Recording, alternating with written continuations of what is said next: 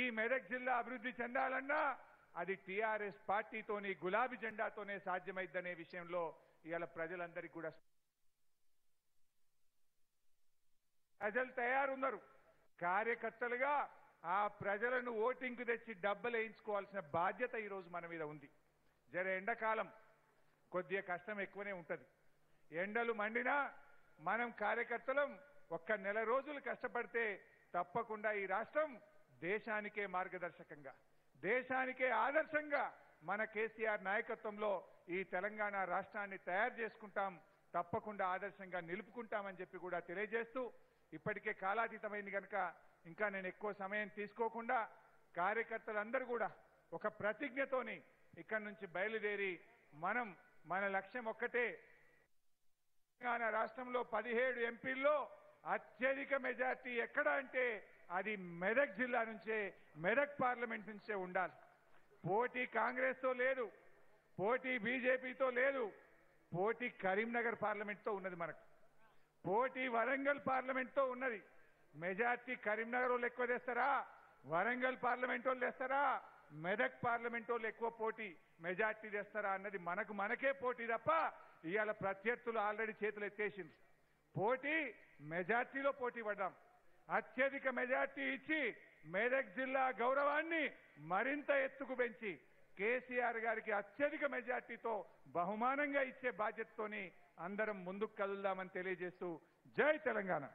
Thank you very much అండి. ఇప్పుడు గౌరవ మన ముఖ్య అతిథి గౌరవ కేటీఆర్ గారు మన కార్యకర్తలను ఉద్దేశించి దిశానిర్దేశం చేయాల్సిందిగా కోరుతాను. జై తెలంగాణ. ఆకలి అవుతుందా? నాకు కూడా అవుతున్నది, నాకు కూడా బాగానే జోరుగానే కడుపులో కాలుతుంది, కానీ ఒక్కసారి గట్టిగా అన్ని పిడికిలు లేవాలి. జై తెలంగాణ. గౌరవనీయులు పెద్దలు, ఈరోజు ఈ కార్యక్రమానికి అధ్యక్షత వహిస్తున్న స్థానిక శాసనసభ్యురాలు సోదరి శ్రీమతి పద్మా దేవేందర్ రెడ్డి గారికి, వారితో పాటు ఈరోజు ఈ కార్యక్రమంలో పాలుపంచుకుంటున్న మా అక్కా చెల్లెళ్ళందరికీ పేరు పేరున అంతర్జాతీయ మహిళా దినోత్సవం సందర్భంగా హృదయపూర్వకంగా శుభాకాంక్షలు తెలియజేసుకుంటూ, గౌరవ పెద్దలు మాజీ మంత్రివర్యులు పెద్దలు మా బావగారు తన్నీరు హరీష్ రావు గారికి, గౌరవనీయులు మీ అందరి అభిమాన పాత్రులు, తక్కువ మాట్లాడినా గట్టిగా ఎక్కువగా పనిచేసే గౌరవ పార్లమెంట్ సభ్యులు కొత్త ప్రభాకర్ రెడ్డి గారికి, ఇప్పుడు కొత్త ప్రభాకర్ రెడ్డి కాదు, పాత ప్రభాకర్ రెడ్డి, ఇప్పుడు పాతవాడ్డాడు, పాత ప్రభాకర్ రెడ్డి గారికి, గౌరవ పెద్దలు సీనియర్ నాయకులు దుబ్బాక శాసనసభ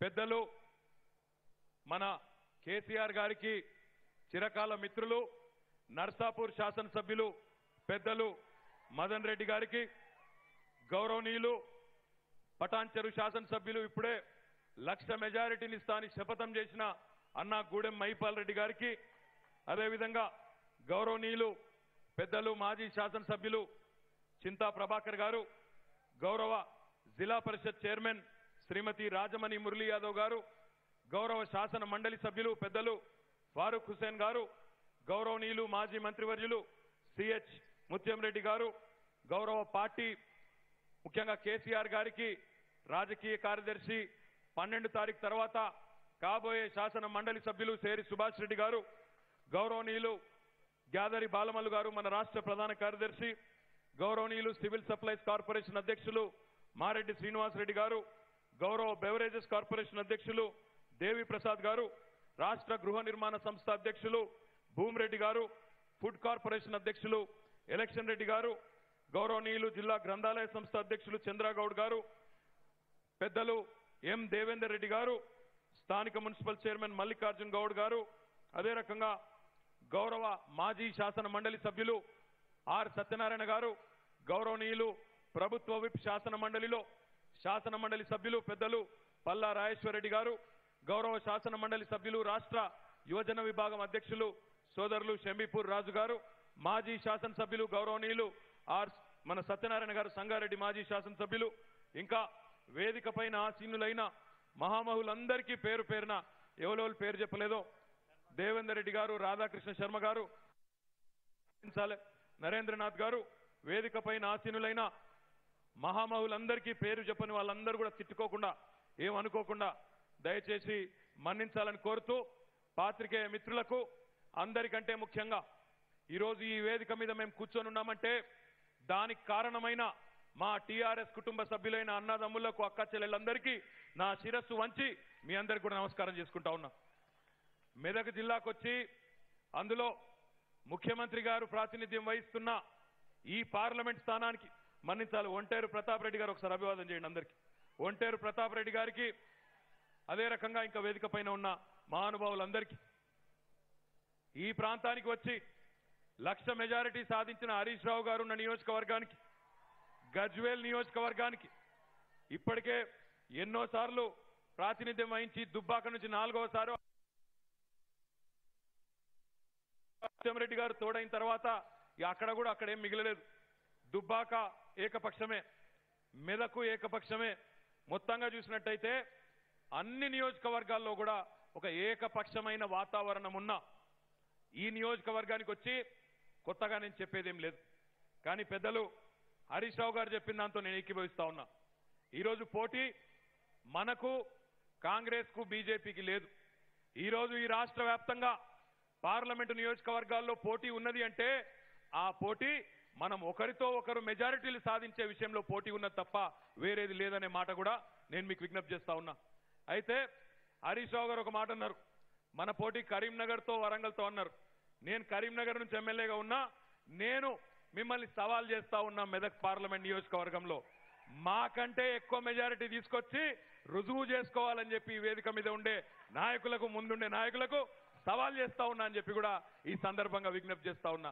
మీకంటే ముఖ్యమంత్రి గారు ప్రాతినిధ్యం వహిస్తున్న మీ నియోజకవర్గం కంటే ఒక్క ఓటన్నా ఎక్కువ తెచ్చుకొని కరీంనగర్ నుంచి తప్పకుండా ముందుంటామనే విషయాన్ని కూడా ఈ వేదిక ద్వారా చెప్తా ఉన్నా.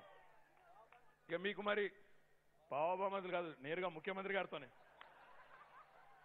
బాబామరుదులకు ఏం లేదు, అంత మంచిగానే ఉన్నాం. కానీ డైరెక్ట్ గా నేను మిమ్మల్ని ముఖ్యంగా ఇక్కడ గజ్వేల్ నుంచి ఉన్నోళ్ళు మొన్న ముఖ్యమంత్రి గారు చెప్పిండ్రు, ప్రతాప్ రెడ్డి గారు చేరిన తర్వాత ఏం మిగిలింది, మొన్న కాంగ్రెస్ లాడ ఏం లేదు, 1,00,000 మెజారిటీ గజ్వేల్లో వస్తుందని మొన్ననే చెప్పినారు.